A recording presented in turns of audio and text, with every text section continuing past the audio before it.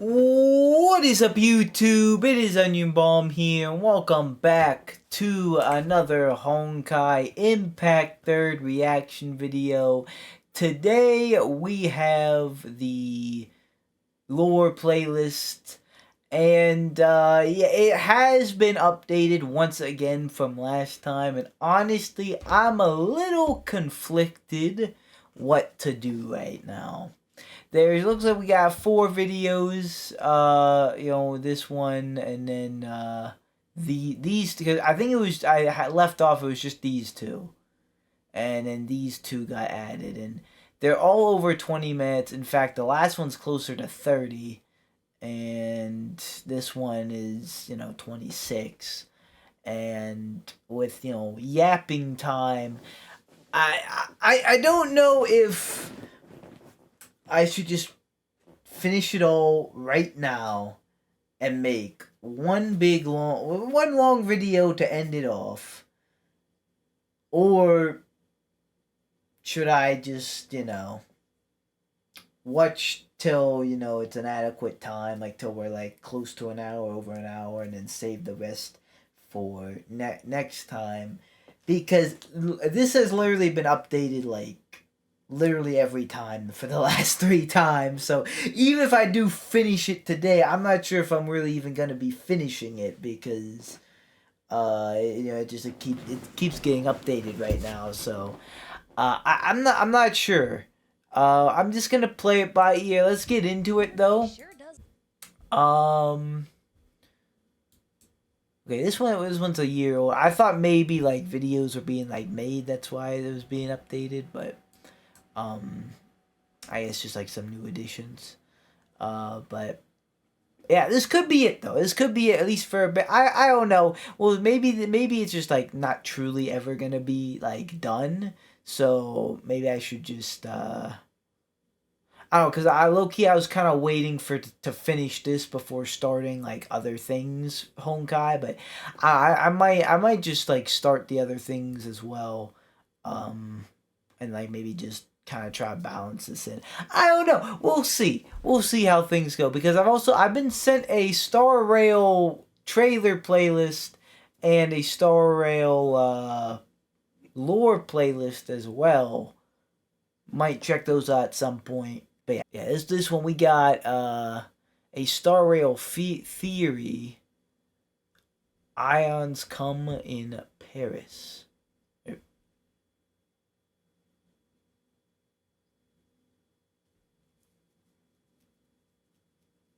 People joke with me that when I make mistakes like that I'm dyslexic, and hey, at this point maybe I am. Ions come in pairs. Sure does love talking about the Jeez, eons. But I guess that makes sense. They're basically gods, and who doesn't love talking about and analyzing these seemingly all-powerful and incomprehensible deities that have such enormous sway over mortal lives? I have seen countless write-ups and videos going over each eon's history and breaking down the philosophical viewpoints that they represent, but I haven't seen much discussion about the Gnostic origins of the eons, which surprises me because I feel like there's stuff we can learn from there. So obviously I went down that road, and I ended up getting stuck on one thing in particular. You see, all Gnostic eons come in pairs, so I had to ask the question, do Starrail's eons come in pairs too? So I decided to try and pair up every eon in Starrail that we know about, and in doing so I discovered that there is one key difference between the Gnostic eons and Starrail's eons. While Gnostic eon pairings complement each other, Starrail's eons are opposites of each other. And through analyzing these opposing relationships, I think I've managed to solve a few mysteries surrounding the eons and their paths, especially with regards to Ho'o, Qlipoth, Nanook, and Akavili. But before we start, I just want to remind you that I put timestamps and citations in the description box if you need them, and you can also find a link down there to the Red Magic 9S Pro gaming phone, who is the sponsor of today's video and an excellent solution to all your mobile gaming needs. The ability to have a smooth gaming experience is a key consideration when shopping for a new phone, especially these days since the quality of mobile games rivals that of console games, and all of that improved graphical fidelity and the need for increased frame rates requires requires some serious hardware. And that's where the Red Magic 9S Pro comes in, because this phone was designed to handle the latest and greatest of mobile gaming. Damn, I didn't even know they It's got a make beautiful 120 gaming Hz phones OLED now. edge-to-edge screen with high pixel resolution for sharp and colorful gameplay, with a hidden front-facing camera so it doesn't get in your way. But to make this display really shine, you're gonna need some powerful hardware. Which is why the Red Magic 9S Pro doesn't just have the best of the best Snapdragon 8 Generation 3 processor, but also has a second processor that's exclusively dedicated to gaming, which means you get a much smoother experience while you're playing. Now, you'd think a phone like this would run pretty hot, but you can kiss those sweaty palms goodbye, because this phone has better cooling technology than my desktop PC does. Between the heat sinks and these super quiet fans, the phone runs really cool. And this has another really important benefit when it comes to battery life. Because while most phones have fast charging these days, and the Red Magic 9S Pro does too, of course, the problem is that the faster you charge your phone, the more heat gets generated, and that can decrease your battery's lifespan really quick. But this powerful built-in cooling system helps reduce the internal temperature while charging, which keeps your battery in good condition for a long, long time. And there are so many more features to love, like this ultra-rare headphone jack, or the customizable built-in shoulder triggers, plus some really nice quality of life stuff, like this really nice form factor and completely flat back. And you get all this at a really great price. So if you happen to be looking for a new phone, check out the link in the description box for more information on the Red Magic 9S Pro. I genuinely love this phone, and I think you will too. I'm not really looking for a new phone, but that was interesting. I like, yeah, because I don't. They always have, of course, but gaming PCs. That's been a thing for years, but I didn't know like specific gaming phones. Because I've seen a lot of phone. There's some phone apps that are like few gigs. Like there's like COD Mobile. I know like the Honkais are there. Just a few things like that. So yeah, but someone could really be into the Red Magic 9S Pro gaming phone for I don't really sponsoring this mobile video. game. And now, back to our theory. Well, actually, I lied. I just played a game of Pong the other day on the toilet, but other than that, I don't really like mobile game. Only like very few situations like So that. as of time of recording, there are 18 known Eons and Starrail. And wow, what a very conveniently even number in a video all about pairing up things. Except it's not actually an even number at all, because while we have 18 names of Eons, there are currently only 17 paths.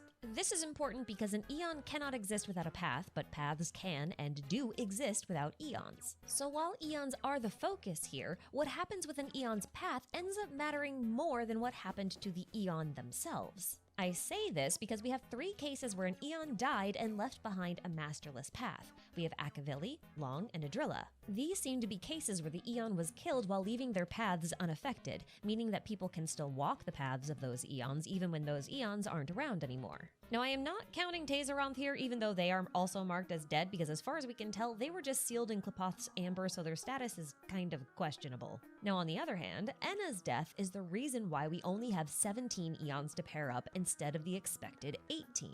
See, Enna is the only instance where an Eon's path has literally fused with another path. This means that Order and Harmony are now the same path because Shipei's path of Harmony consumed Enna's path of the Order, which means that unlike Long, Akavili, Adrilla, and arguably Tazeroth, Enna's death did not leave behind a masterless path. Shipei just governs over both paths as if they were a single path, because they are now. The way I understand it is that paths are like philosophies or concepts, so the idea here is that Harmony is a broader concept that includes Order, while Order is a subsect of the concept of Harmony. I really hope that wasn't too confusing, because the main point that I was trying to make is that because Enna and Shipei's paths fuse together, we're left with only 17 total paths and Eons to work with, and not 18, despite multiple Eons being dead.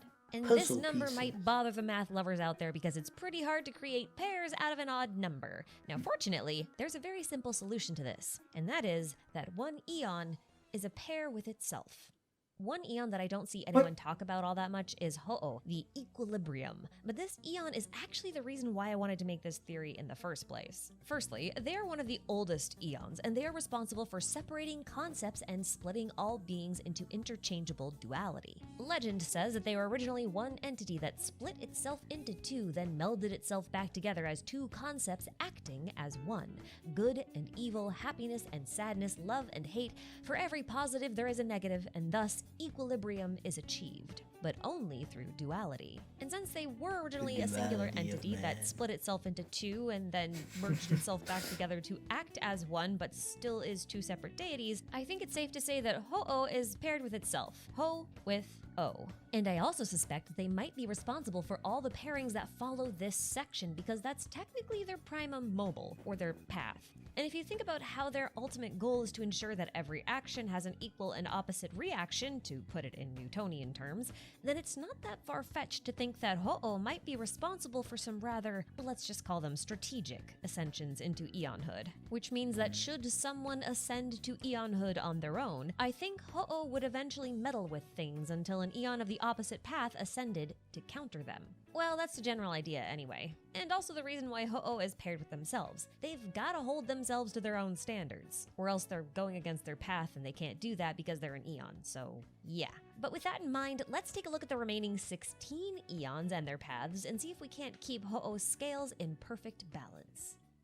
Our first pairing is very straightforward. It's the hunt and the abundance. Obviously, we can point to the Luafu's whole story about how Yaosha, the abundance, was running amok and causing chaos and suffering with their gifts of everlasting life. So much suffering, in fact, that Lan actually ascended as a result of Yaosha's meddling to become the hunt, the one that would forever hunt the denizens of abundance. Because eternal life can't just run around unchecked. To balance Ho-Oh's scales, you gotta have some death in there. So Lan's ascension created this balanced relationship of predator and prey, which you can see even emphasized in their designs. Yaosha has antlers like a deer, while Lan has the bow of a hunter. And you can also think of their relationship as that of life and death. Life should never persist forever, it needs death. But death has no meaning without life, so I feel like these two kind of ended up with the most codependent relationship out of all of the Eons. This pair feels pretty straightforward, so I'm not really going to try to justify it beyond what I've already done. Next up is another easy one, the erudition and the enigmata. Just like with Lan and Yaosha, Mythos was born as a response to Noos's pursuit of knowledge, as a means to counter it. See, Noos ascended because of a desire to know everything and to understand everything, but Mythos believed that no one should be able to do that, and mystery and uncertainty was what opened up possibilities for a new future. Some things aren't meant to be known or understood, but it's also the case that not everything should be unknown or unclear, so these two definitely balance each other out. Next up is the propagation and the veracity. Now, despite Ouroboros having a lot of beef with Qlipoth on account of Ouroboros being a Leviathan and Qlipoth hating the Leviathans, and even going so far as to build the Echidna Skywall to keep them out, their concepts don't actually match. Veracity isn't the opposite or counter to the concept of the preservation of things. Like, I'm sure there's a way to make this work, but they both have better options. And in Ouroboros' case, the better option is Tazeronth. See, the path of veracity is the path of hunger and consumption, and I don't know about you, but if I were infinitely hungry,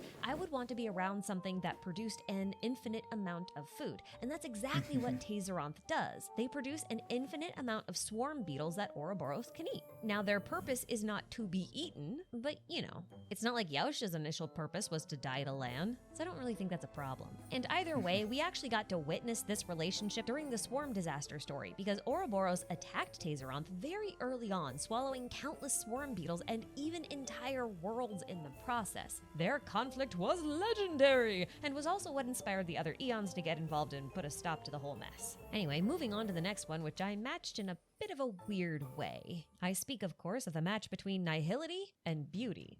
So during a conversation on Discord, a bunch of channel members were discussing how interesting it was that Acheron and Argenti were the only two units thus far who had unique functionality behind their use of energy for their ultimates. Acheron rejected the use of energy entirely, opting instead to use debuff stacks, while Argenti embraced the use of energy to the point where he— Hold up. Wait a minute. What is that? I'm a very simple man. When I see something T-Rex or T-Rex shape, I like it. I want to functionality behind whatever their that use of is. energy for their ultimates. Acheron rejected— Is that? It's in a chef hat. Oh my goodness! Sign me up. Who's that? Is that like a bad guy or someone's alt or someone's pet? I don't know. I want it though.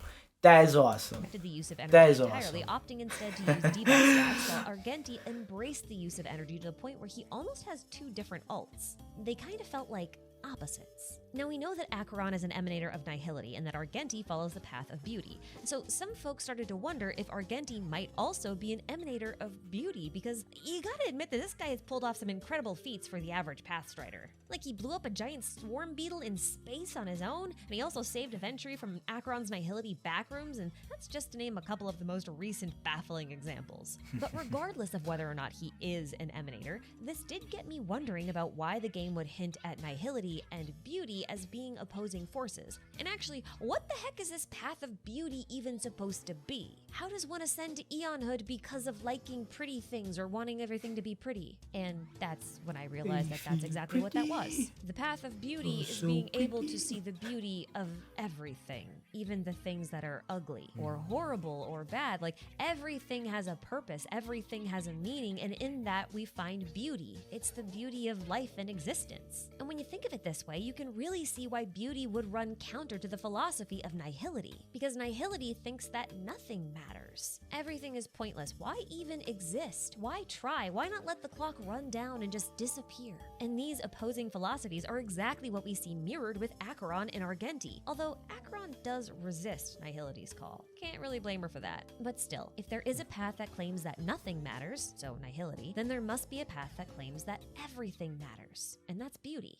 Now, the pairings only get trickier from here on out. Like, why would I claim that permanence is the opposite of remembrance? I mean, they seem pretty similar. On the surface, maybe. So here's my logic. Long walked the path of permanence, but in spite of the path being outright called immortality or eternity in Chinese, Long did not believe in eternal life, which I found very confusing. So I was trying to figure out what the point of permanence even was when we already had abundance, which grants immortality. Like, sure, we have some overlap when it comes to the philosophies of the eons and the paths, but we don't have anything that's like straight up identical like this. And that's when I realized that Long actually believed in the permanence of the physical form.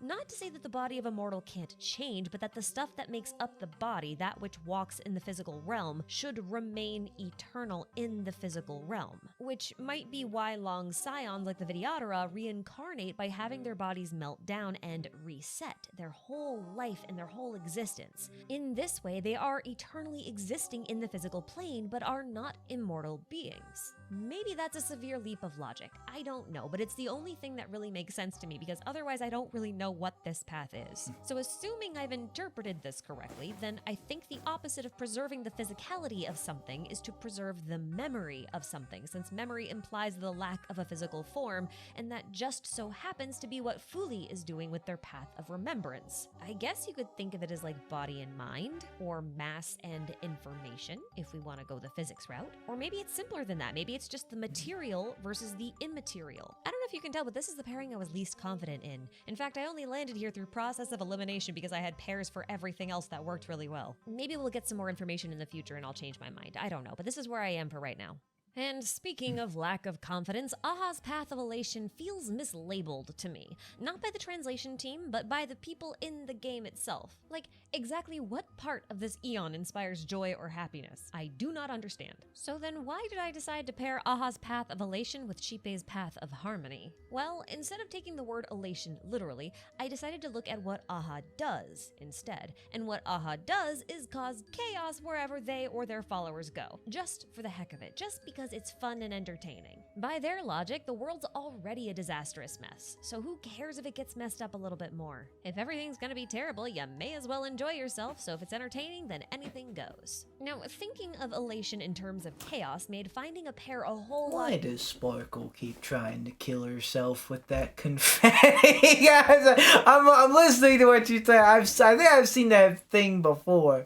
Maybe, I don't know. I may have think of something else, but like, she's tried to shoot herself like with that like 5 times in the last minute. Easy, because the path of order is like right there. And order is obviously the opposite of chaos. But remember, order was absorbed by the path of harmony, which means that the opposite of elation is harmony. Oh, she's which the puzzle. sounds really weird, I know, but think of it like this. Imagine Aha is like a child smashing piano keys randomly and laughing loudly just for the sake of making noise, because they're bored. Now picture Shipe with that same piano, but instead playing a beautiful melody without a single note out of place. So I guess it's not so much order and chaos, but harmony and discord. And I'm pretty happy with this pairing.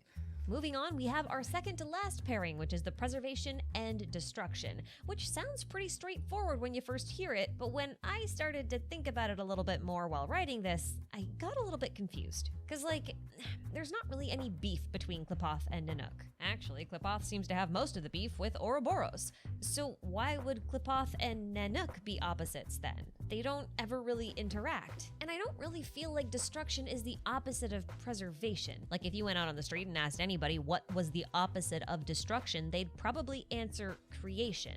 And preservation is not creation. So when I was looking at the options for what could run opposite to Nanook, I don't know. I can also see that, like, just protecting something is could be in the preserving it, making it like, preserving it so it's preserved and goes on, as opposed to destroyed. I that could work. But yeah, primarily you think of like creation is the opposite of destruction, but preservation might not, maybe not like a direct like opposite, but close. Like close enough to like it makes sense. About Enna again. So order versus destruction, which I realize also doesn't make a lot of sense at first glance, but Nanook is called the quote avatar of entropy, and entropy is basically the quote gradual decline into disorder, which is why I thought it was the opposite of order and disorder. But I also don't necessarily think that entropy is the opposite of harmony, and harmony swallowed order, so I gave up on the idea and decided to dig a little bit deeper. And in doing so, I realized that the behavior of Nanook and Qlipoth is just weird. They're alike in that they ignore each other and just go about doing whatever it is that they do, and they're both doing weird things that seem to have nothing to do with their path. For example, Nanook is seeding the universe with stellarons, which aren't exactly little balls of destruction, although they can kind of help with that a little bit. But what stellarons actually appear to be doing is granting the wishes of the people who come in contact with them. And while Qlipoth is building a wall, as you would do if you wanted to preserve something, they have some abilities that are just bizarre, and not at all what you would expect from something that is the embodiment of preservation. Now, the most egregious example of this happened during the Swarm disaster, when Qlipoth stripped Tazeronth of their shell, body, and heart, then extracted their concept, whatever the heck that means, which further diluted Tazeronth's power until they began to disintegrate. How the heck is that a power of preservation? It's not, because Qlipoth's power has nothing to do with preservation. See, according to Enna, Qlipoth is actually the, quote, one that controls the will of transmutation. It's this line that made me realize that Qlipoth is actually the power of conservation, as in the conservation laws in physics. Allow me to explain using thermodynamics, which is part of the laws of conservation. The first law of thermodynamics says that energy cannot be created or destroyed, it can only be converted from one form into another. So as an example, if you had 10 units of energy type A, you can convert that into 10 units of energy type B and still have 10 units of energy total. If we think of this conversion as transmutation, then Enna's words start to make sense. Qlipoth is basically the manifestation of the process of the conversion or transmutation of energy, and in this way, he's helping to preserve the universe. I bet a lot of you are really confused right now, but this is where Nanook comes in, because there's one thing that really screws with the laws of thermodynamics, and that is entropy. And Nanook is the avatar of entropy, but to understand why this is, you're gonna need to know what entropy even is. So in the context of conservation laws, entropy is the energy that is wasted during energy conversion. Because realistically, if you were to convert energy from type A to type B, then some energy would be wasted in the process of this conversion. I'm using the term wasted very specifically because energy is not lost during this conversion process, because energy can't be destroyed. Instead, it is wasted. To explain what I mean using the same example from last time, if I take those 10 units of energy A and try to convert them into energy B, there's likely a cost of, say, 2 units of energy in order to kickstart the conversion process. So I can only convert 10 units of energy A into 8 units of energy B with 2 units units of waste left over. That means I still have a total of 10 energy, but I didn't get a perfect conversion. Now, as a general rule, entropy within the universe is constantly increasing over time, which means that we are constantly generating energy waste. This process will eventually result in the heat death of the universe. In other words, total destruction. You can actually see this in Simulated Universe if you choose the destruction path and get some resonance going. And now Nanook makes a bit more sense. See, they're not out there actively destroying things and wrecking havoc like you would expect something that embodies destruction to do. They're accelerating the universe's inevitable destruction through the use of stellarons, which I realize sounds crazy, until you realize that human activity massively increases thermodynamic entropy within the universe. Now think about what a stellaron does, because it's not actually a weapon of destruction, it's a star that grants the wishes of people. And what better way to accelerate the heat death of the universe than by seeding the universe with little entropy bombs that basically grant the wishes of life forms that greatly increase entropy. And now Kafka's words about how we'll have to face Nanook at the end of our journey makes a lot more sense. The Trailblazer is a walking ball of entropy, walking slowly towards the heat death of the universe. And when you think of things this way, Klepoth's attempts at isolating planets might be a way for him to create controlled environments where there's minimal waste, thereby creating regions of low entropy, which should slow Nanook down a bit. And perhaps the Echidna Skywall, which Klepoth is presumably building in order to keep out the Leviathans, is there to prevent another Dusk War, which would also probably increase entropy by a lot if it happened again. So there you have it. Klepoth is all about wasteless energy conversion, which therefore helps preserve the lifespan of the universe, while Nanook is increasing waste so that the universe catches on fire and destroys itself, which kind of sounds a lot like climate change, which is depressing. But with that, we're down to our final pairing, which I guess also isn't much of a mystery since we've already paired the rest of them. So here we go. We've got the Trailblaze and Finality. Now, I think the Trailblaze isn't quite the right word to describe the scope of Akaveli's path, and I'll tell you why I think that. The Nameless are on a never-ending journey, witnessing the world and all the stories within it, but the point of this isn't to travel, but to experience. And to experience the world is to observe time while traveling through space. Which means that, yes, I am proposing that the Trailblaze is actually the path of space-time instead. And how I got there is a little bit convoluted, so stick with me. In Penacony, we met Misha, who was naturally gifted when it came to repairing clocks, so skilled that later in life he earned himself the title of the Watchmaker. But he always dreamed of traveling like his parents, so one day he boarded the Astral Express and became one of its nameless. Now, through an odd twist of fate, Misha ended up repairing a pocket watch that the current navigator couldn't fix, and this impressed the navigator so much that he appointed Misha the mechanic of the train. Now, I might not need to say this, but there is an enormous gap of knowledge between how the mechanics of a clock and a train work. Watchmakers don't usually repair trains. That's just not how it works. Unless your train is a clock, which I think might be the case, because why else would a navigator look at a repaired pocket watch and somehow know that Misha could maintain a train unless the train is a clock? And to further this point, let's not forget that Clocky's powers were based on that of the Trailblaze. So fixing a clock is equated to fixing the train, and the Trailblaze path can manifest as a little clock dude, which can then tune people's emotions into one of 4 directions? That's a little suspicious. And sure, okay, some of you might point out that Clocky's real name was Compassy, which isn't a clock at all, except it kind of is. Because the point of a compass is to tell you where you are or what direction you're going in.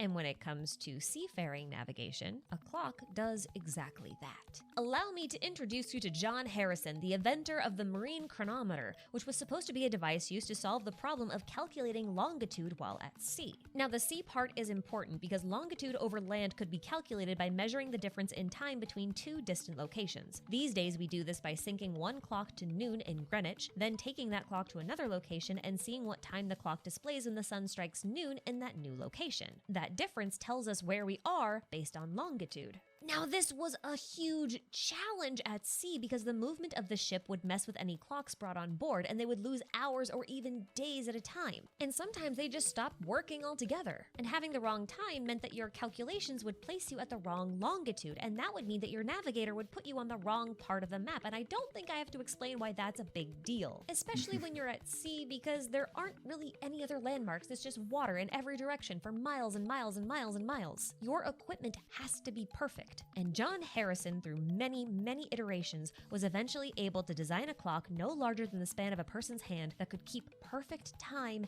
at sea. And that meant less ships getting lost at sea. And this combined theme of clocks and sailing is the basis of Misha's character.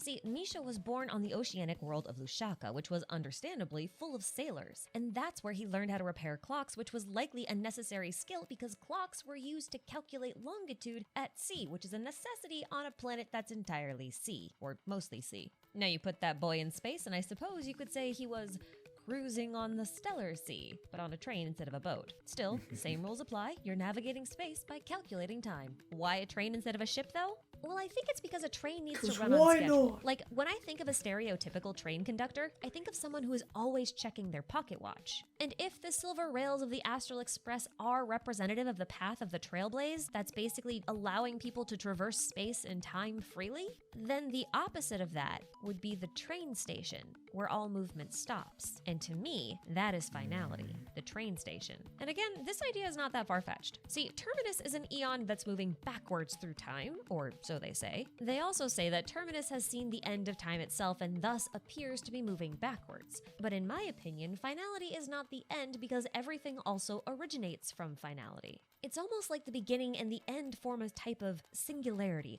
a moment where time and space just aren't there, or perhaps a moment wherein everything exists all at once so everything can be perceived at the same time, which would run counter to the Trailblaze being the linear experience of space and time. To reuse the analogy, the path of the Trailblaze are the rails of the train, which means finality is the train station, the place where the train goes at the end of the day, and the place where the train leaves from every morning, which also paints a very interesting relationship between the Celeron hunters and the Nameless. But that's a theory for another time, I think.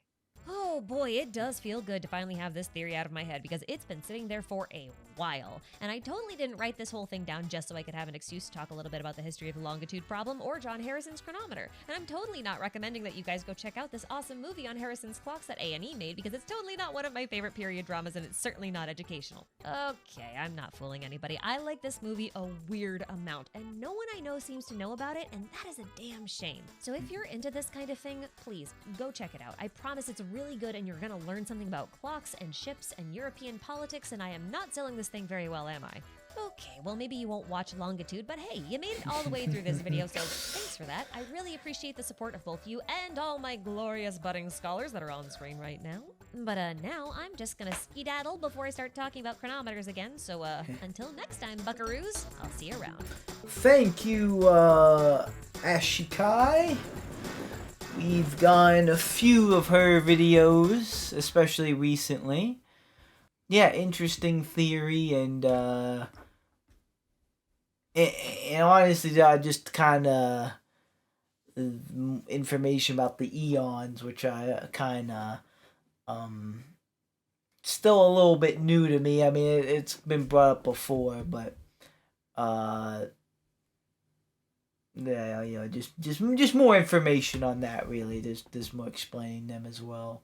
So yeah, looks like the next one is why Welt is in Honkai Starrail Void Archives Trap.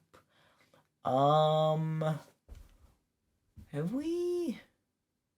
No, I guess I thought there was like a video like this before already. But I guess maybe it was one of these. I don't know, but I feel like why Void Archives is in Honkai Starrail. That has been a subject before, perhaps. I don't know. This is by Elix.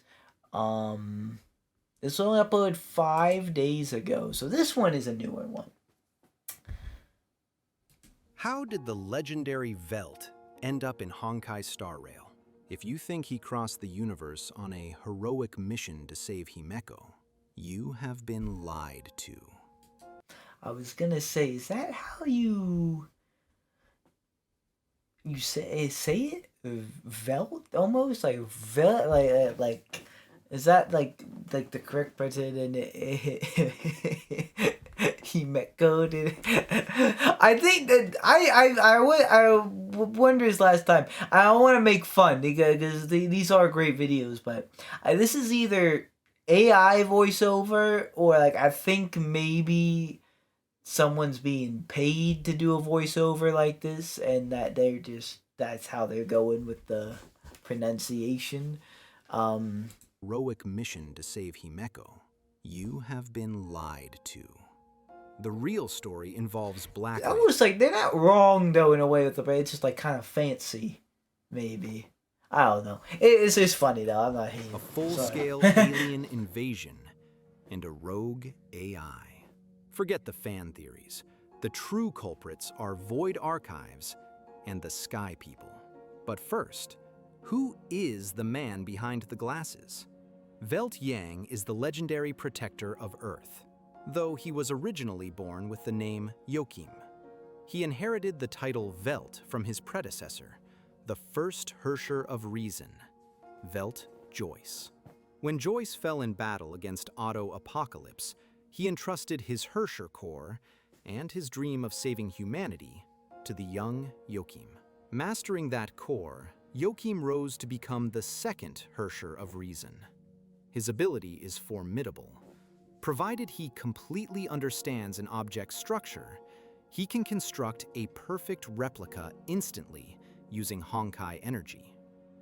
For years, he led the organization Anti-Entropy to fight the Honkai and check the power of Schicksal. He is a wise, battle-hardened veteran who has survived countless losses.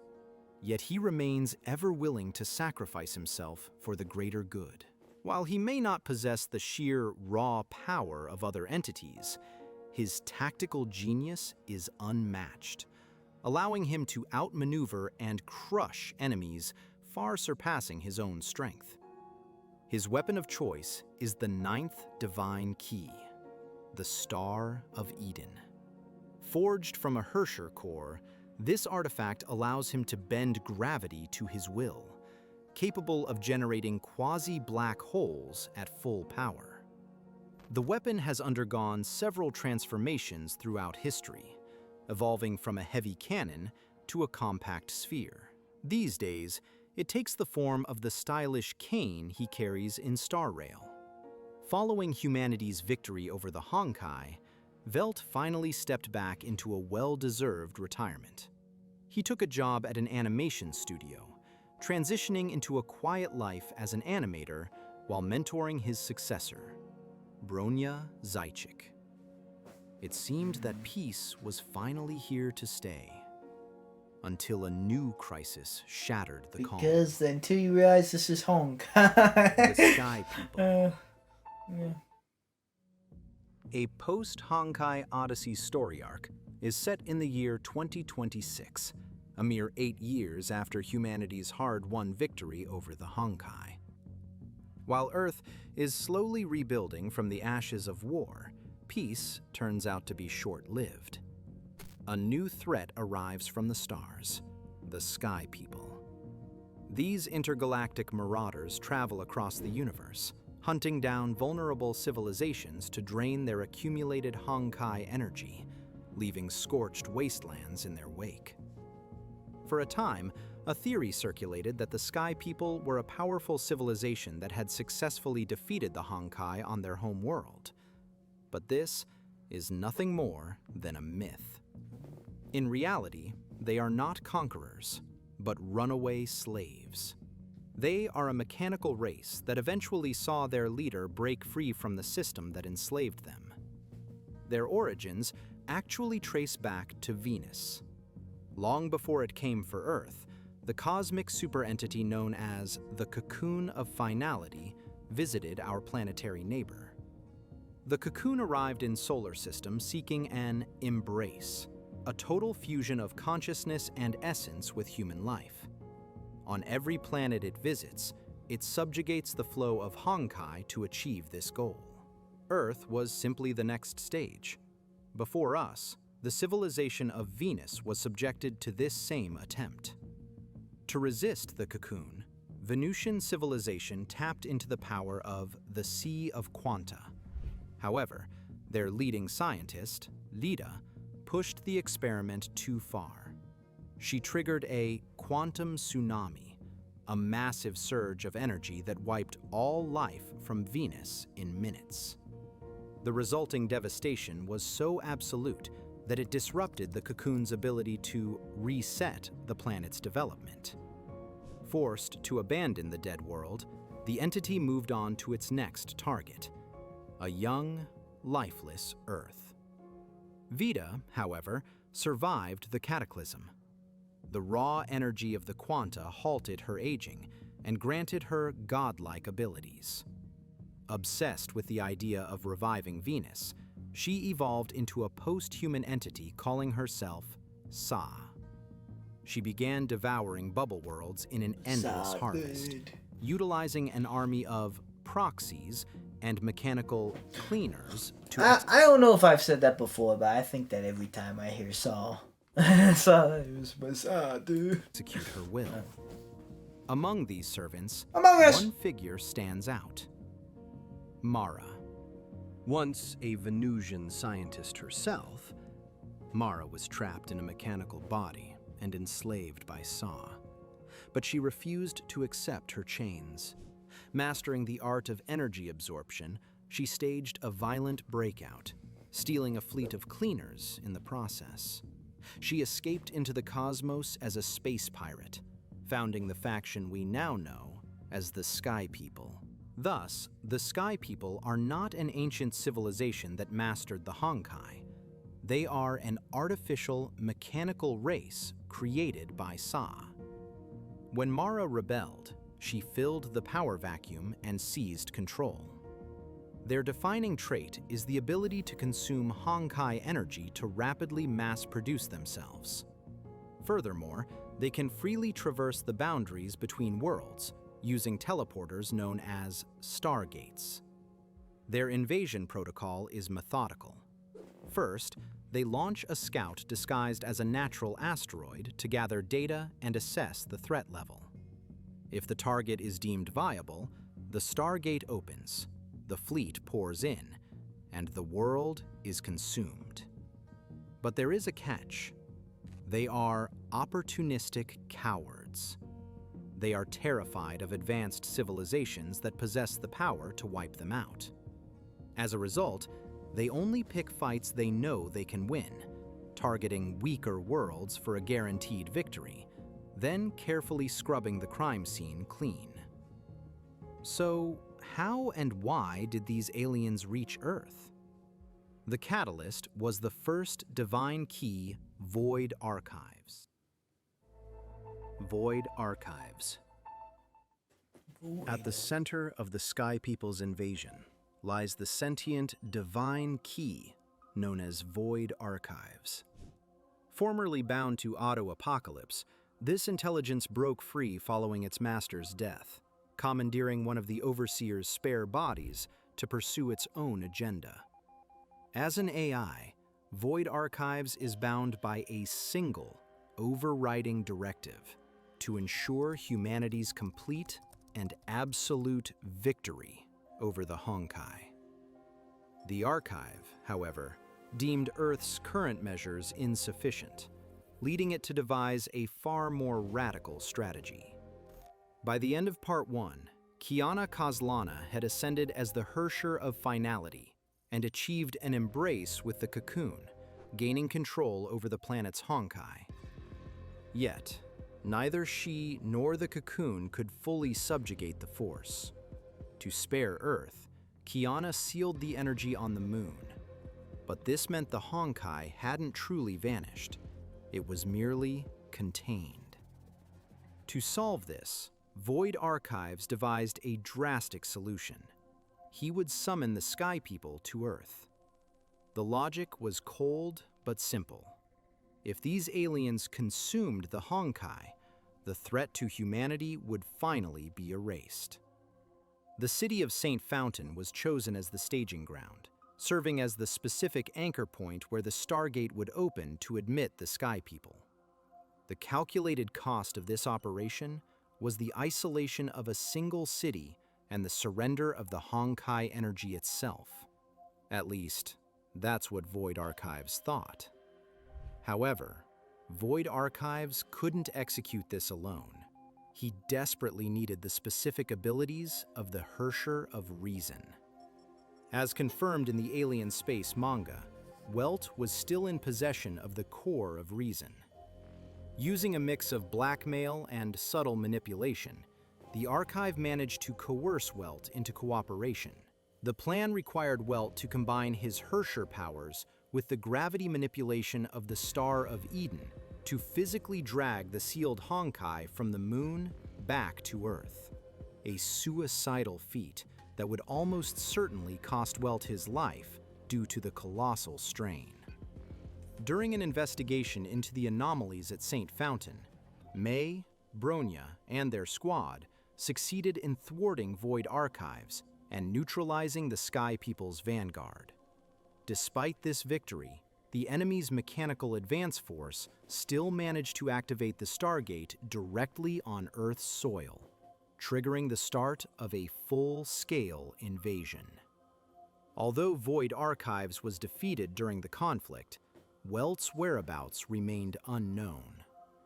The immediate aftermath is still somewhat ambiguous, as the third chapter of a post-Honkai Odyssey has yet to be released, though it is generally assumed that humanity successfully repels the attack in this unseen chapter. However, we can piece together the subsequent events thanks to the Alien Space manga, along with details confirmed by Welt's character profile and dialogue in Honkai Starrail. Void Archives had initially instigated the invasion himself, using a special beacon to guide the alien fleet to Earth.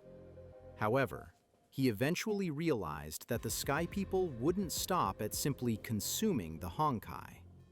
They would annihilate humanity in the process. Resorting to blackmail once more, Void Archives forced Welt aboard a spaceship, and together they traversed the Stargate to hunt down and destroy the remainder of the hostile fleet. During this raid, they managed to breach the aliens' database, uncovering intelligence on Himeko of the Astral Express, alongside a list of other worlds targeted for future invasion. With their ship left drifting aimlessly and no way to return home, Welt resolved that as long as they were stranded, they would dedicate themselves to protecting these vulnerable worlds. In a twist of fate, it was Himeko herself who discovered their derelict vessel near the planet Salsato, bringing both Welt and the Archive aboard the Astral Express. Welt's profile emphasizes the sheer improbability of this encounter. They were rescued by the very woman whose existence they had only just discovered within the enemy's own data. The precise reason why the Sky People were targeting Himeko, and why she appeared in their database at all, remains one of the story's open mysteries.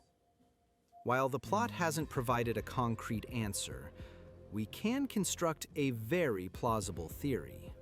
Himeko possesses no personal connection to the Honkai, but she serves as the navigator of the Astral Express.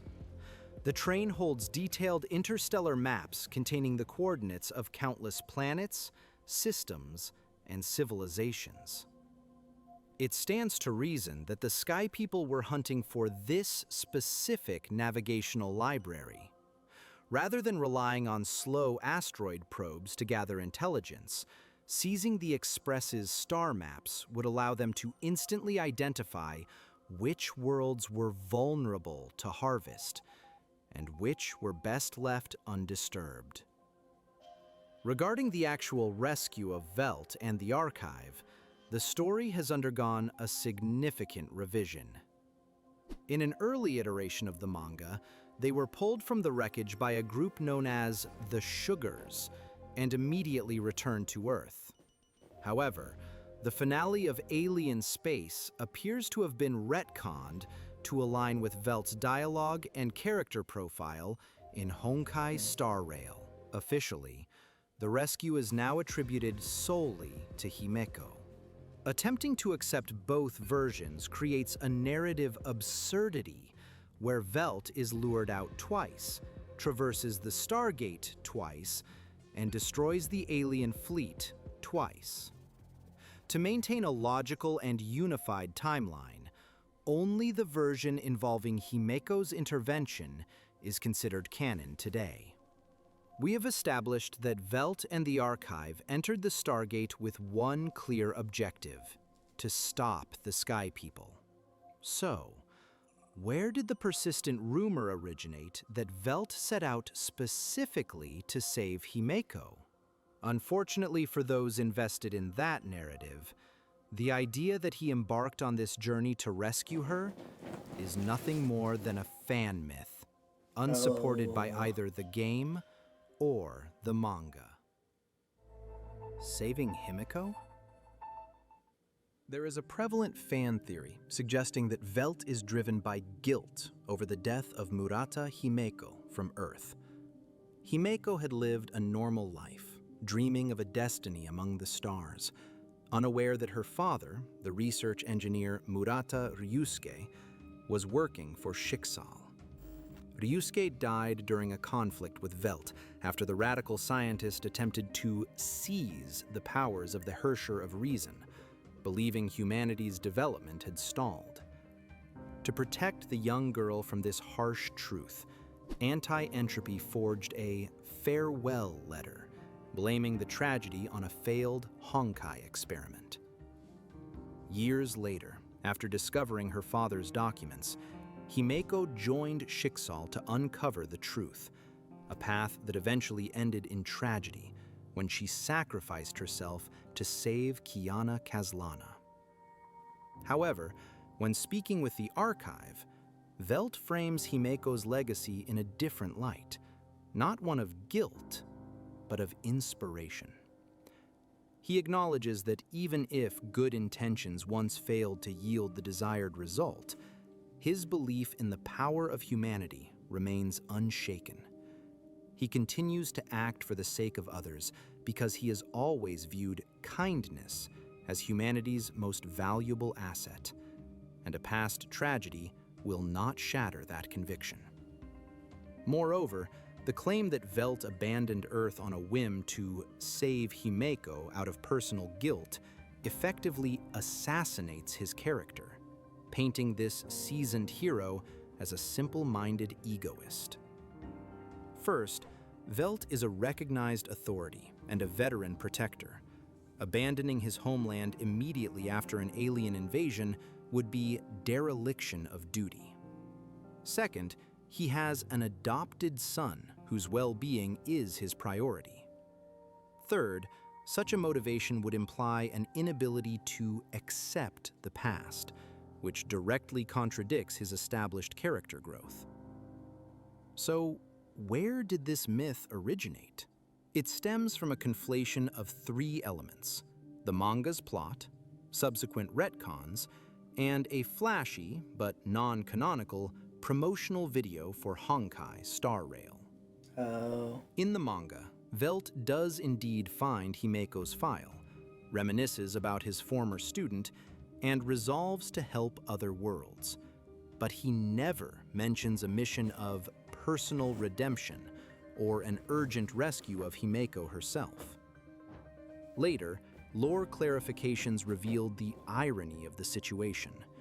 It wasn't Velt saving Himeko, but the Starrail Himeko saving Velt and the Archive from their drifting ship.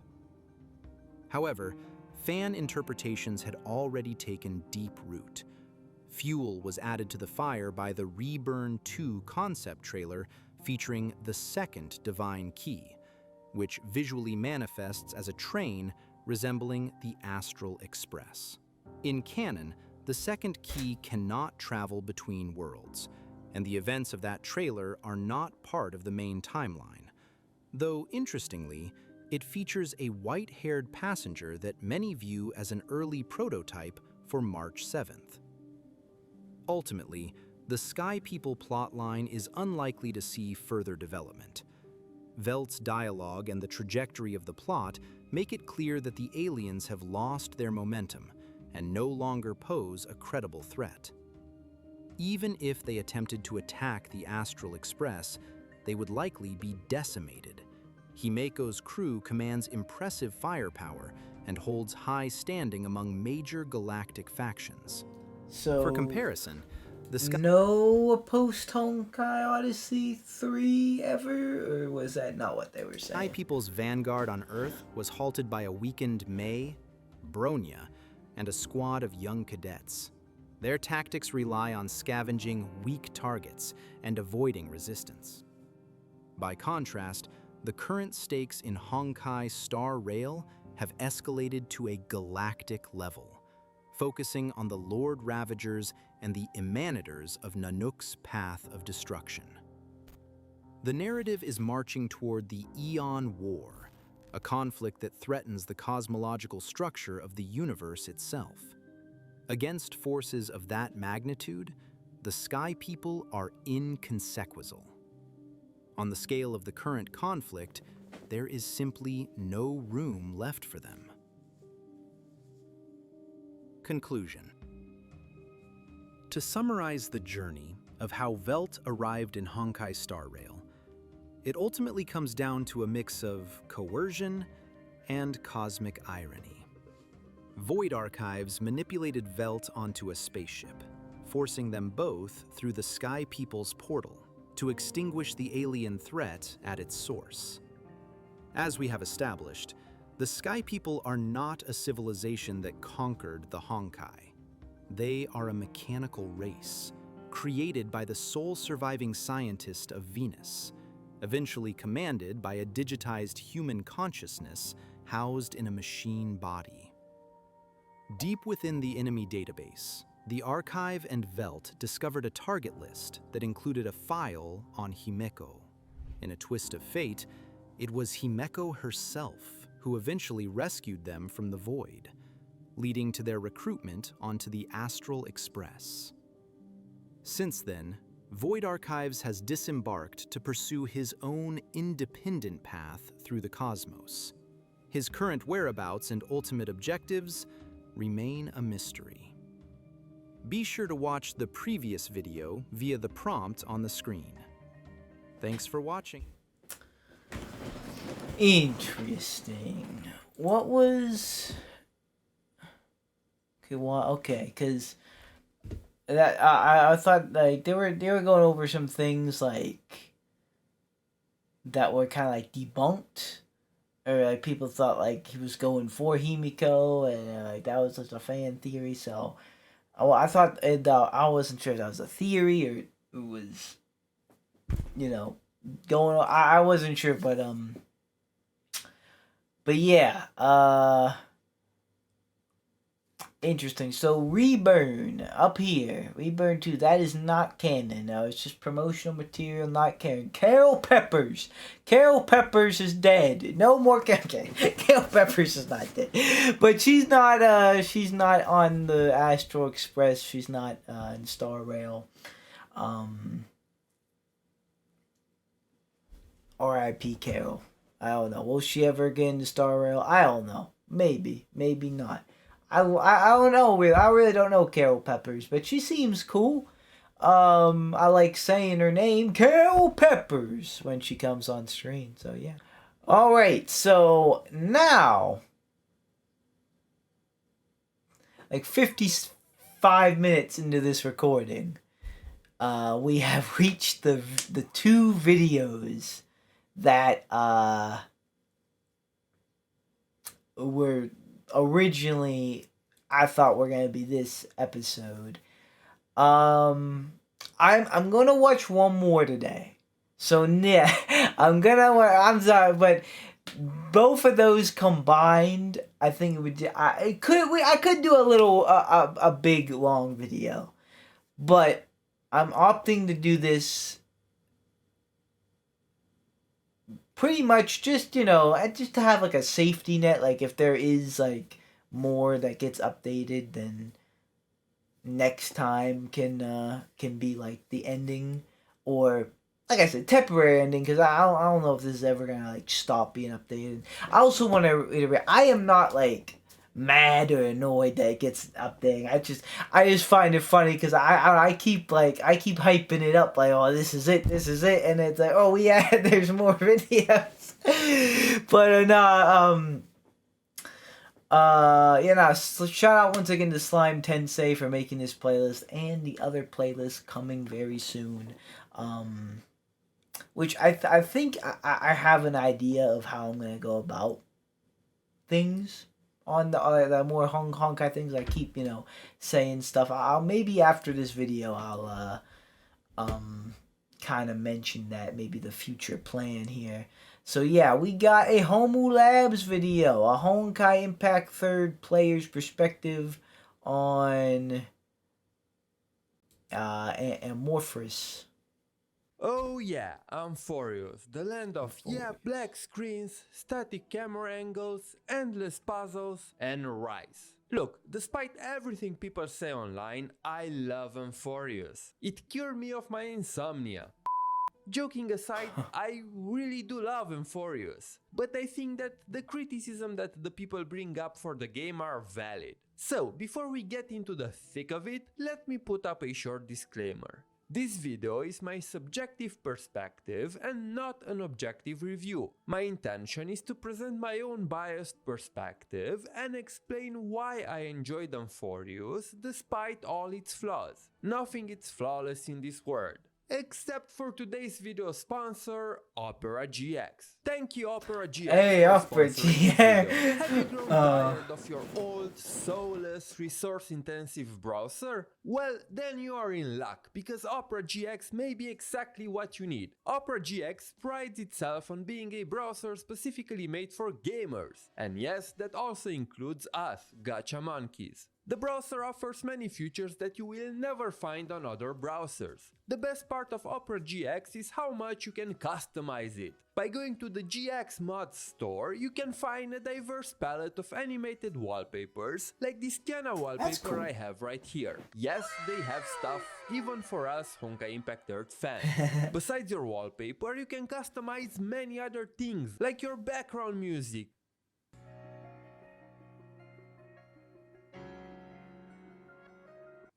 keyboard sounds, opening and closing tab sounds, UI font and icons, and many more. Like this awesome custom splash screen you can enjoy every time you open the browser. Oh, and take a look at this custom icon for the browser. What more could you want? Not only that, but Opera GX lets you set a hard limit for your resource usage in order to make sure that the browser won't eat up your RAM while you are pulling for that S rank in game. Some other features that I really enjoy are the video pop-out, which allows you to move any video that you are watching from your browser into a separate frame and adjust it however you want. This way I can continue watching the newest episode of Apothecary Diaries while also working on the script for my next video. Oh, and if you think that it's a hassle to switch over to Opera GX, don't worry. Opera GX has a quick import tool built in that lets you import your settings from your previous browser, like browsing history, bookmarks, and cookies with a single press of a button in order to make sure that you don't lose out on anything. So, what are you waiting for? Use my link in the description and download Opera GX today.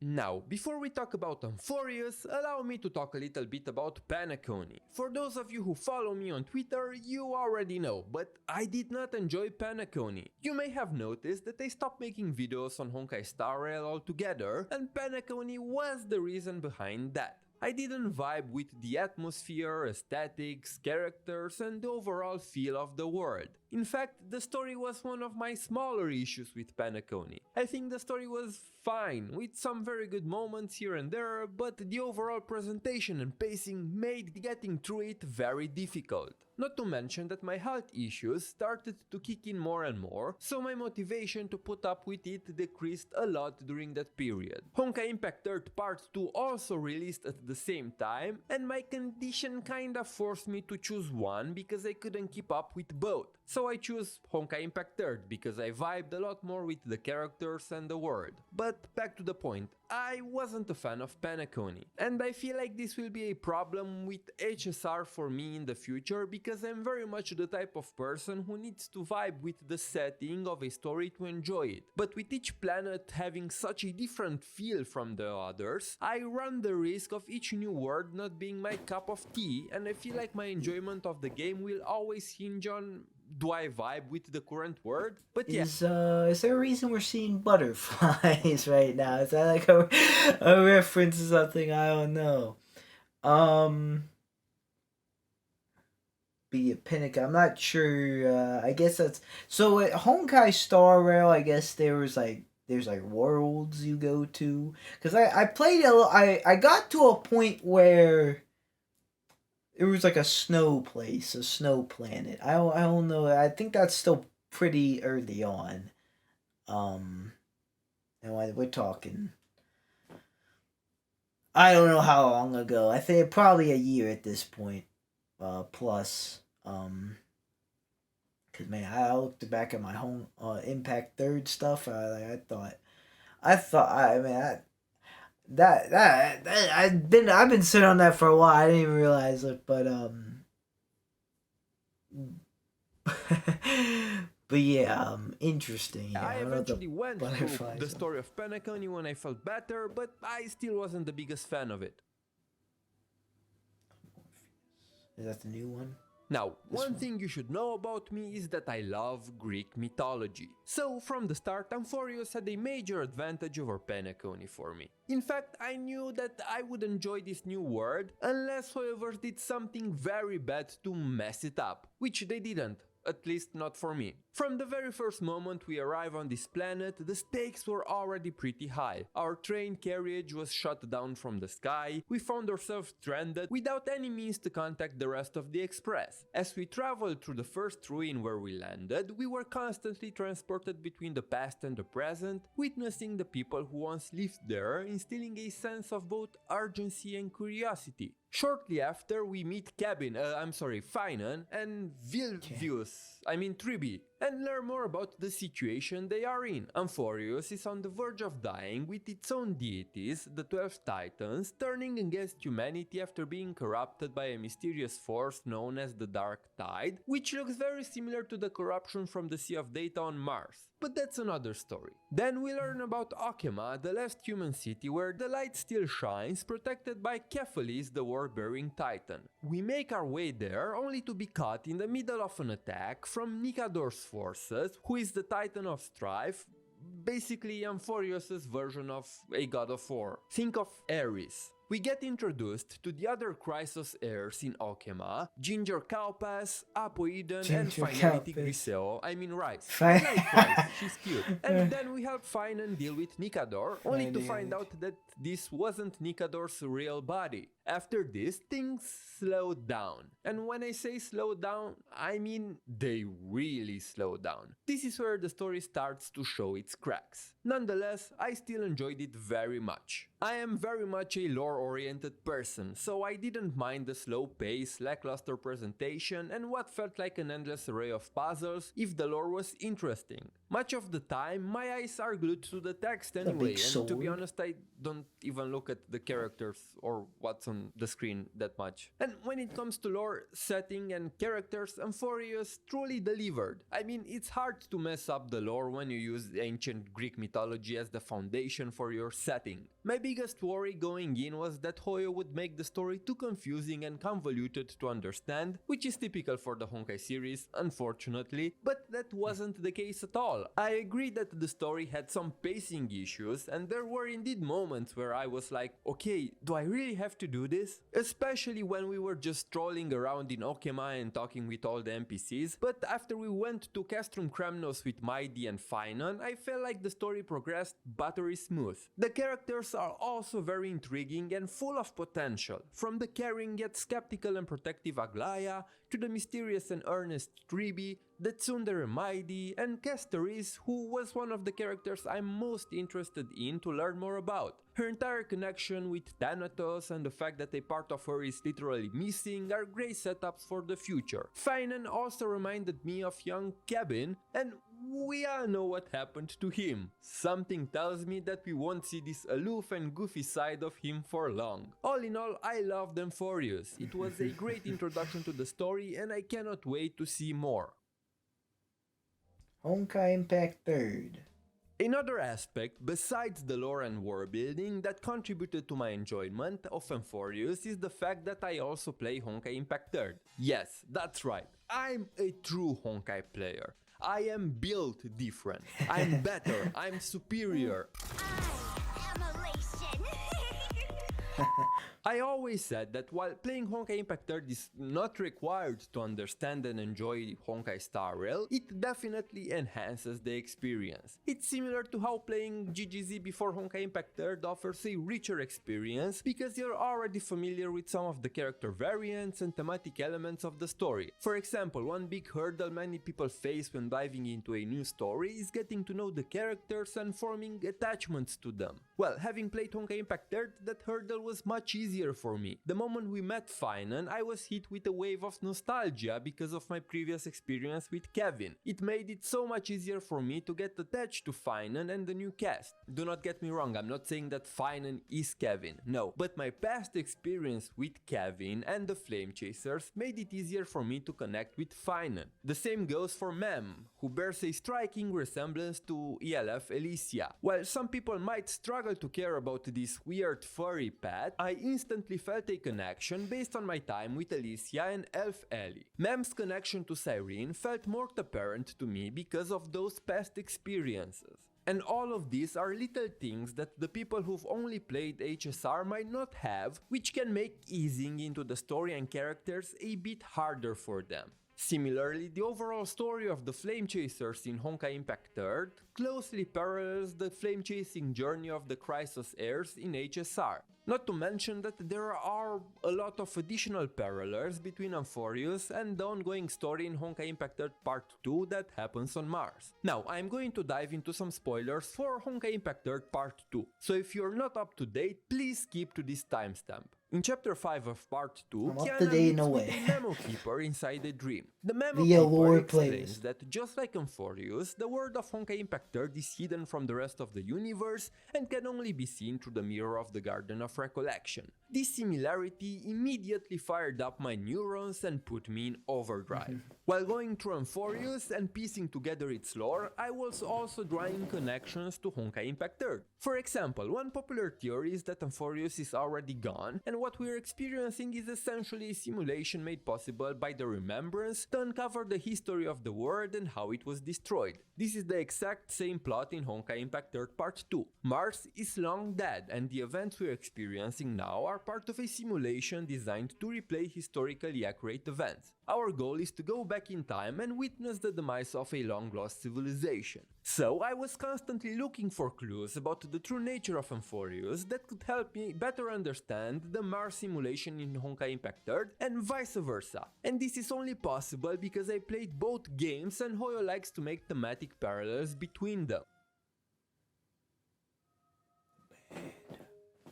I honestly think that the hate this patch is getting on the internet is overblown, but I do recognize that it's not a perfect patch either, and all the people who criticize the storytelling and put out their concerns and feedback are valid. So let me also address some of the things that I believe that could improve.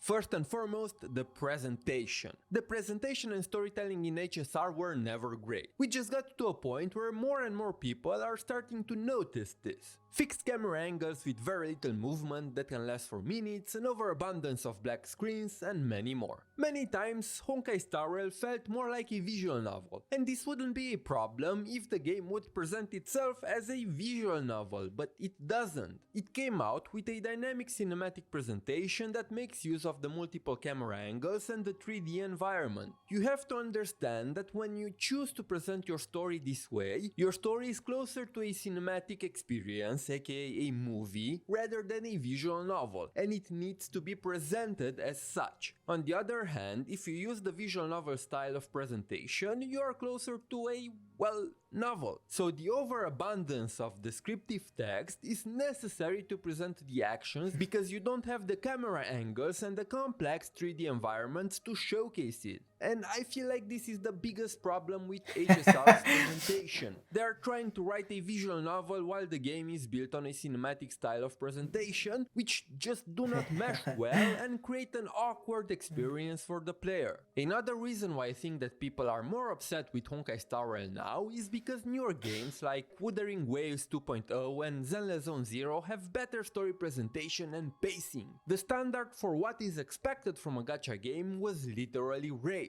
Wuwa's story presentation is very cinematic, with a lot of dynamic camera angles that add to the dialogue and immerse the player. And yes, while all games make use of the infamous black screen, yes, even Wuwa and ZZZ, they use it to showcase a moment that really can't be animated or is redundant, like the passage of time, or the fact that character X communicated to character Y an information that the player already knows. Meanwhile, Honkai Star Rail uses it just to cheap out on time.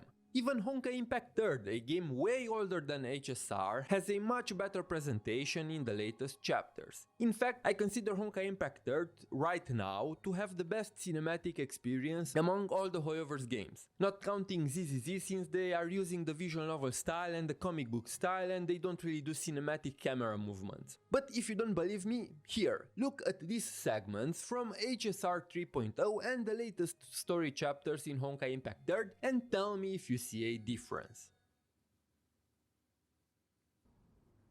If you continue brandishing your weapons, you won't only be putting yourselves in the crossfire. Their looming blades will come down on the heads of the innocent.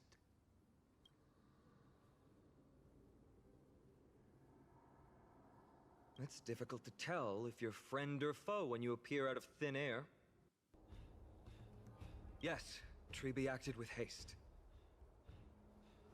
This is Marmorial Market, the most important residential and living area in the Holy City. Pushing through by force would undoubtedly result in needless casualties. But now, our backup is here. Lord Finon, and the two guests. Welcome to Akama.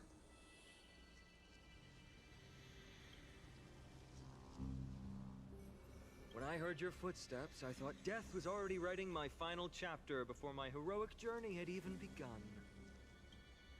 Miss Casterus?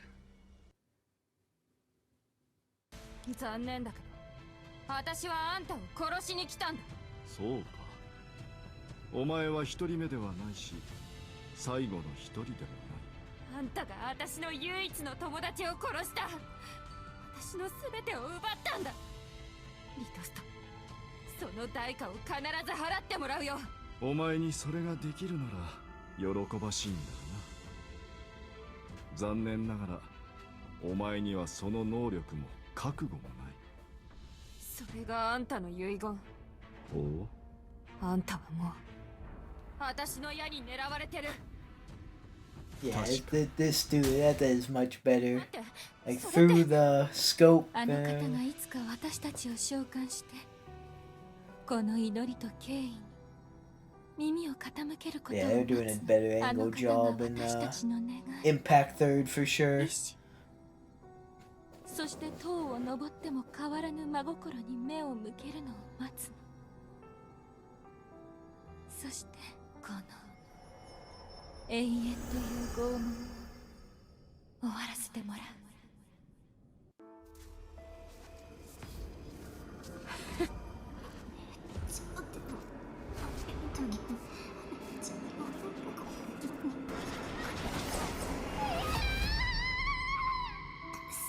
外で会おう、バカ。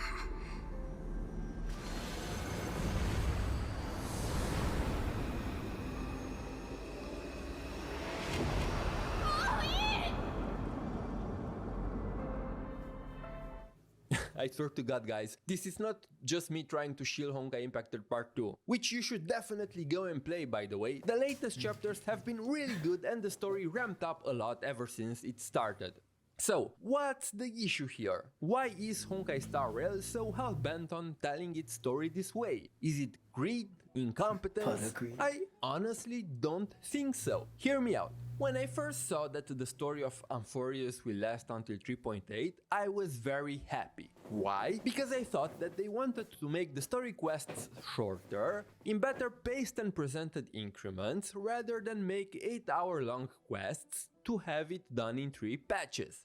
But it looks like I was wrong. Look, this is not me saying that there is something wrong with long story quests. I do not mind them. In fact, give them to me. The longer the story, the better. But I don't want longer story quests when the price we pay for them is the presentation and the overall pacing. I want 10-hour story quests, but I want good 10-hour story quests in all aspects. And while I think that the 3.0 quest was good from a lore and character perspective, I felt like Hoyo sacrificed the quality of the presentation for length.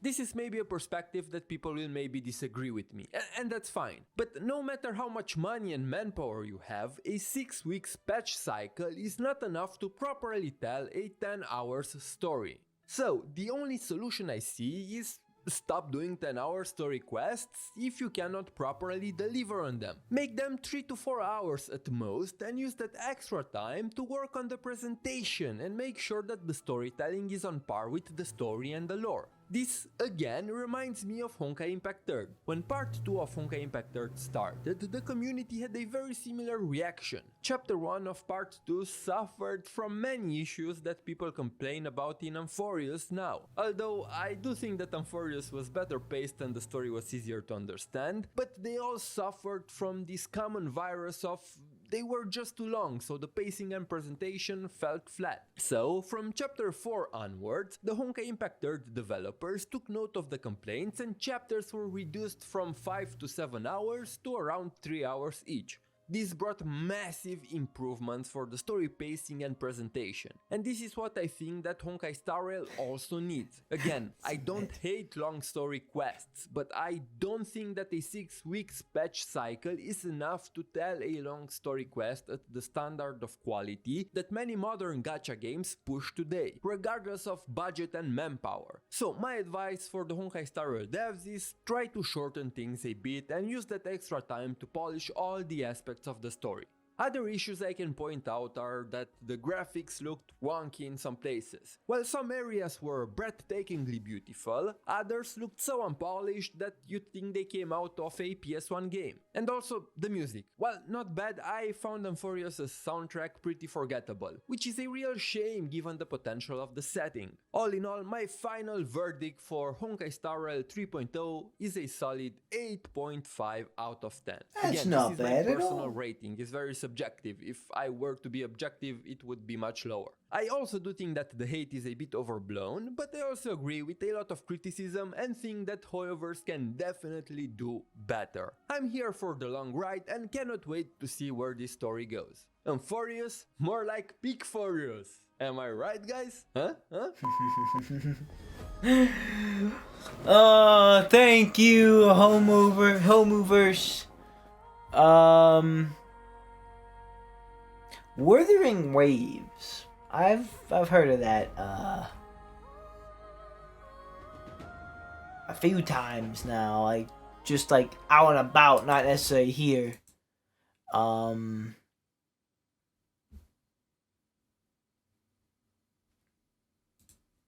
But yeah, I don't think that's not a Hoyo thing, is it? Or is it? I know it's a gotcha. I don't know if Hoyo does it. But alright guys, this one's already a little bit longer than normal, but we have one more left on the thing. It's 28 minutes, and it looks like it's another Homu Labs about at this Amphorius. And yeah, at first I was wondering, I was like, this one seemed it was like solely a Starrail thing. It almost felt like it would have been like on like a Starrail place kind of thing. But then when he compared it to Honkaiimpact, I was like, okay, that makes sense. So yeah, so this is what I think is gonna happen. I got one more video on this, at least. I'm gonna say at least, If it's just gonna be that 28-minute video, then maybe it's just gonna be that. If it's gonna be, you know, this and like maybe there's gonna be another video or two gets added, we'll watch that. But then I will be officially caught up with this playlist. And the way it's the pace it's being updated, I'm not saying that's gonna stick, but compared to, you know, some other points in the playlist, it's like really being updated. So I might come back to this more than, you know, anticipate, I guess. I don't know if that's the right word. But I feel like there's two sets of Honkai that I'm getting into now. We have Impact 3rd and then Starrail. And I have different kinds of videos kind of planned for each side. On the Impact 3rd, I've mentioned this, the uploading of my past VODs of when I played the game for the first time. And maybe going beyond that and actually doing gameplay videos. I do want to start those soon. Maybe, I don't know, maybe that's gonna be my next upload. I don't know. We'll see. I'm definitely we'll come back to this like soon, this playlist, because it's almost done for now, but I'm not sure yet. Another thing with Honkaiimpact 3rd, and this is like a one-off video, but I thought of a pretty nice video, a nice way to use this playlist that I didn't actually use. It's this one about all the CG songs. I said during the playlist like I was gonna kind of rank them, and I thought, you know, because the last one is part 2 related. I think, honestly, I think I want to make a video of just re-listening to all these and then me ranking them. I feel like that'd be a nice video. It's just gonna be a one-off thing, but that is something I want to do at some point. And that's another Impact 3rd thing. And then the third Impact 3rd thing that I kind of maybe want to do, it might take a while. It depends on how long they are, but I mentioned it before. And I want to check out these manga stories that that keep getting brought up in these lore stuff and whatnot. I don't know if they're like on the longer side, and I'm not the greatest reader, so it's probably gonna take a while. But as long as maybe I check them out, maybe something like that. I'll see about those, but that is something as well. That's like I think I've checked out everything about Honkaiimpact there could possibly check out. Like I think I've hit the limit with that. And then the second or the next, but we got the Honkai Starrail potential videos. I've been sent two playlists so far for Honkai Starrail. The first one is a trailers playlist for like character trailers or stuff like that. That was way back when I had one for Impact 3rd, but I'm kind of beyond that for now. But yeah, the trailers playlist, and you know, they're pretty short videos, but it's good. There's a lot of them. There's well over 100. So that might take a bit. And I also got a lore playlist, but I've been advised to do the trailer playlist first, which it makes sense. I probably was gonna do that anyhow, because that just seems like the way I go about. But yeah, that's what I'm going to do with that. But then there's also I've mentioned before that I've played Honkai Starrail before, and I saved those VODs. So I kind of want to upload those at some point and maybe go beyond with that, and you know, maybe do gameplay videos of that, and I don't know if I'm gonna devolve into like Honkai is gonna be more of a gameplay oriented thing on my channel. I mean, there's still reaction stuff to be had, but I don't know. And I mean, an interesting like opportunity here, I guess, for Honkai Star Rail is since I've played a little bit of the game, and I have the lore. I almost dare I say I'll check out the trailers first, of course, because they're just trailers. But for the lore stuff, I thought maybe I could do something like I play the game and then like check out the lore. I thought that might actually be something that kind of like, it's kind of cool because then you get, I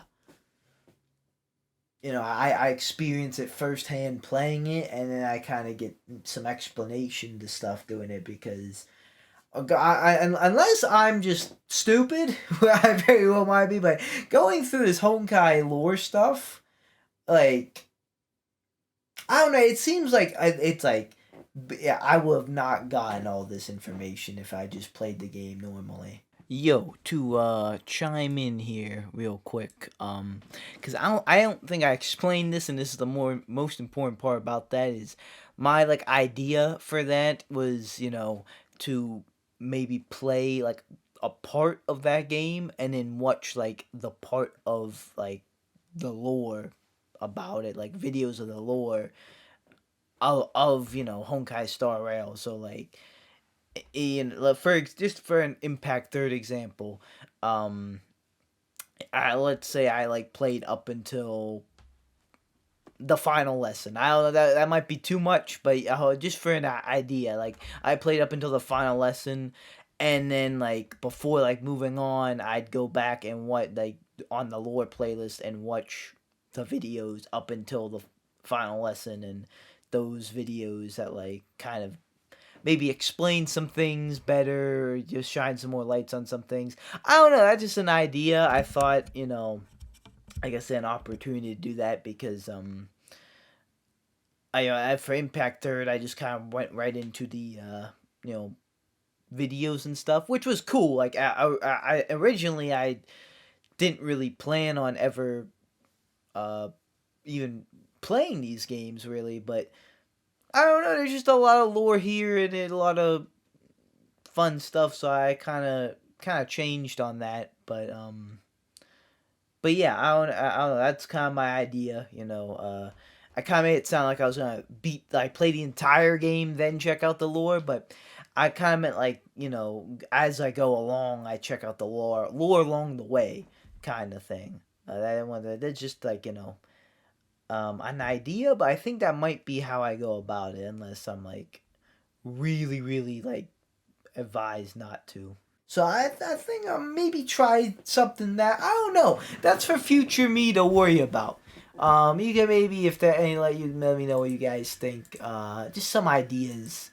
But yeah. For now though, that is my plan where I'm going forward, where we're going forward in the Honkai Star Rail, or my Honkai reaction stuff. I think I'm going, as far as the upload schedule go, I might like, every other Honkai video is going to be different, like, I'll do like Star Rail, Impact Third, Star Rail, Impact Third, maybe something like that. It depends on a few factors, but of course there are some other things on the channel, like I got South Park and some other stuff that I might get going, so I'll try to, a worry I have is keeping up with everything. I'll really, really try to, but I'm sorry if, so I get behind in something, but I'm gonna try. I mean, but it's a good problem to have, having plenty of Honkai stuff to watch, or play or whatever. So I hope you guys are gonna enjoy it because I'm excited for the future. Like, there's a lot. Once again, shout out to Slime Tensei for all this playlist stuff, and a shout out to you guys for just watching this. Honestly, like it. This is fun.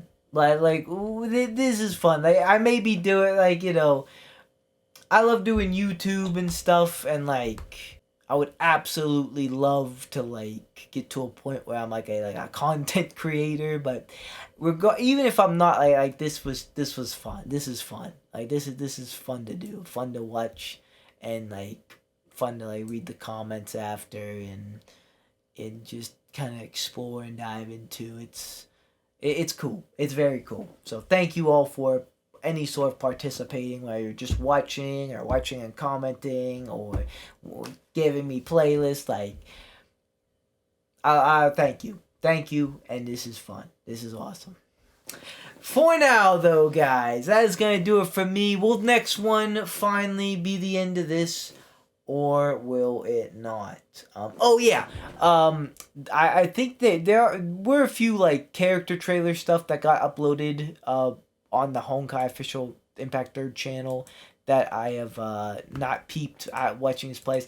If there isn't any more like videos on the playlist, and like I there's some more like time to fill out, I might check it out the next playlist video. But if there is, I may do that as a separate video. I don't know. That's once again, I just have to wait and see, and we'll see how things go. So thank you guys so much for watching. Now, like or dislike, subscribe or don't subscribe. Now it's always up to you. I will see you guys in the next video watching me. Goodbye.